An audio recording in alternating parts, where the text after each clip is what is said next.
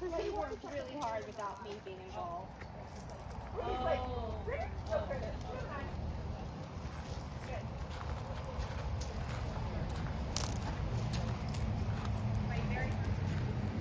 It's not a problem.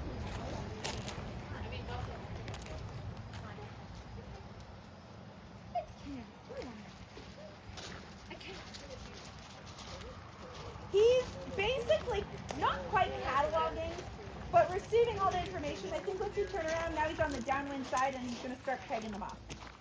Yeah, there we go. Yep.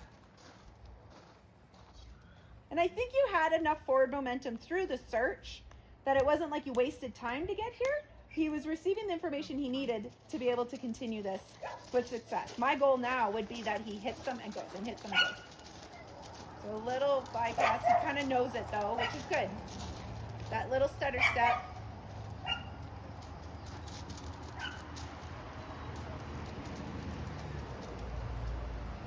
There, it's beautiful.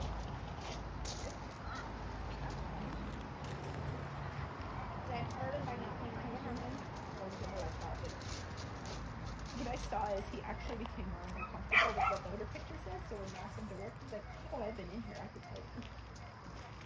So, it would have been fun. I would have pulled you out otherwise. He was looking at it. So he's in odor that's converging. He's looking at points to put it onto. Let's let him do this and see where he goes. Go for it.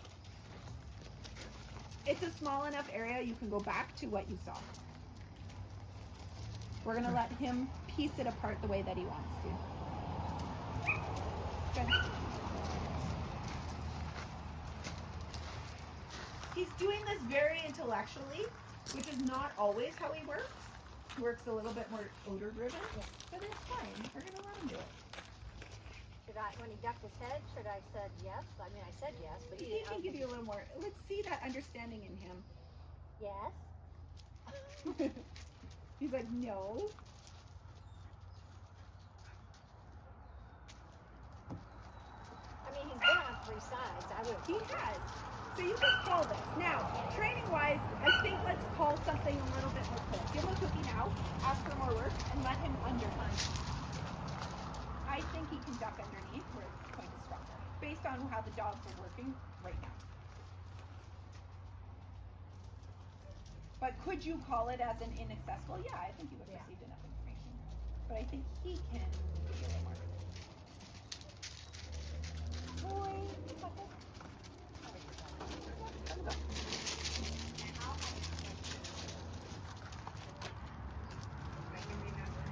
He's looking at me like, what more do you want? Yeah. Am I shortchanging him? He can't even. So I would be patient and let him duck first, because he is giving you fringe. Okay. And every time you move when he looks at you is reinforcing that fringe decision. If he went under and then left slightly, I'd keep that. There. Yes. High reward. Right? So the question was, he's looking at me. How should I manage this? You have to just have that patience. Settle in. And let him realize you're not giving him. Because if you reward that look at that moment, you're rewarding fringe. He's fringing. Find another. And you have to think about what does that mean for the future. In that situation, good boy. It could mean that he would come to the answer a little too quickly. Nice turn. I think you're too far to the right, which is where it's getting more confusing odor-wise. Good. So it's trying to take that opportunity to go left. It's sharp edge. You see a lot of really sharp changes in behavior here. Versus that side's kind of fluffy. It changes every single time they come down. Asking, right? Same kind of asking. That's the other border collie. Yep. Can I get some clues, right? She's like, you tell me, Mom. Or we're saying, you odor. You figure it out. So is this fringing? That would be a little fringing. For this dog, yes, in that moment. I would say, yeah, that's fringing. Because he went to a visual thing and said, close enough. Yeah. Versus, is he thinking about odor? We're going to let him work it. He can put his nose on it. That's what's nice about this elevation. Yeah. That's why I don't like high. Yeah. Because we don't get the answer. We get questions. Yeah, we're like, just reward as soon as they go up or whatever. He's thinking right now. Right? You can see that thought. I like that thought. There you go, buddy. Now we're starting to work our nose instead of what mom's saying. Yes. You can see those habits. These are habits formed. Right? Right. I was telling the last class, in certain situations, I can start seeing that, and with Tana, I'll present high and just say, check this point. It's a shortcut. It's not necessarily the answer that I need. My dog is not learning how to work a high hide in that situation. We're just finding the hide quicker, right? This was asking for him to use his brain to put the pieces together of where the hide is. And it was so funny because he's like, what do you want, Mom? You got the odor, dude. You can figure it out. Yeah. Now, if what we were seeing is the odor is climbing up and away and it's not available, what we just did is creating frustration. Okay? That was my Right. question. There is odor available. And why I say that is because they're well, I watch all the other dogs work and it's consistent, so it's not leaving. But they're receiving odor information, maybe going up, maybe not, but changing direction. There's odor.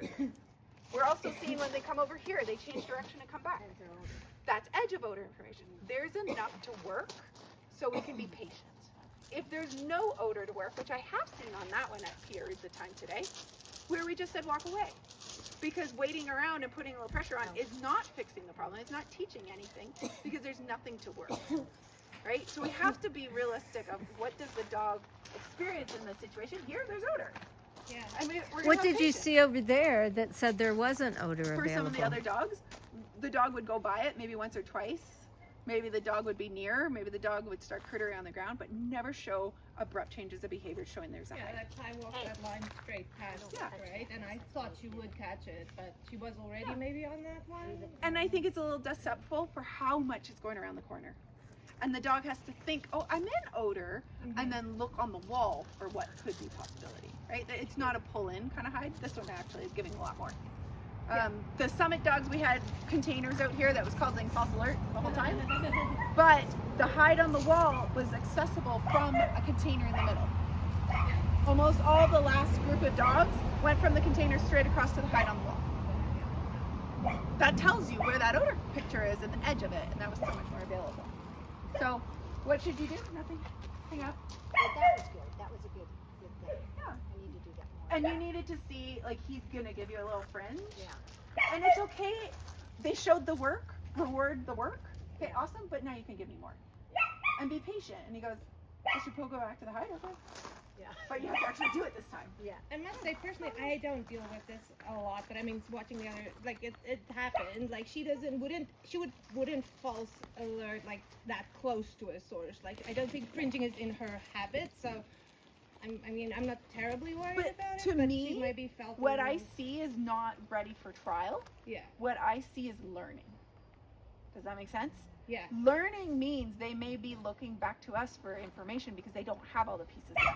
They're still understanding that picture. Yeah. And I think if we say, here's a trial, I think we're jumping the gun of the skill's not there yet. And so, false alert, I don't think it's a false alert. I think she's seeking information. And so the look backs is just, where are your feet? Are you stepping forward? Are you going to tell me search again? Are you keeping your pressure on? So the only help I'm having you guys do is face your dog Okay. and keep the pressure on the wall. That's it. That's the only help I'm having you If do. I run into this again, yeah, that's what And it's learning, kind of look like. right? I would hope the next time that they see this situation, they're going to have a little bit more of like bracket. Okay, here's my pieces of information. Here's my source. Yeah. Maybe not quite yet, but maybe we can get there pretty quick. And it'll be, move over. Yeah. Yeah, and so that's a good thing to remember is here was the sharp edge. Where do you stand? Often standing on the sharper edge of the cinch, pointing that way, helps your dog find that edge quicker. Standing in the depth of the pooling causes the dog to come back in and get working a lot of depth again before they get back to source. And then they might lose it, so then they have to come back here. The orientation might then go further that way. Makes it harder. Then we probably want to take that one out. Good. Good job, Cool. buddy. All right, Ella. Come on, let's go.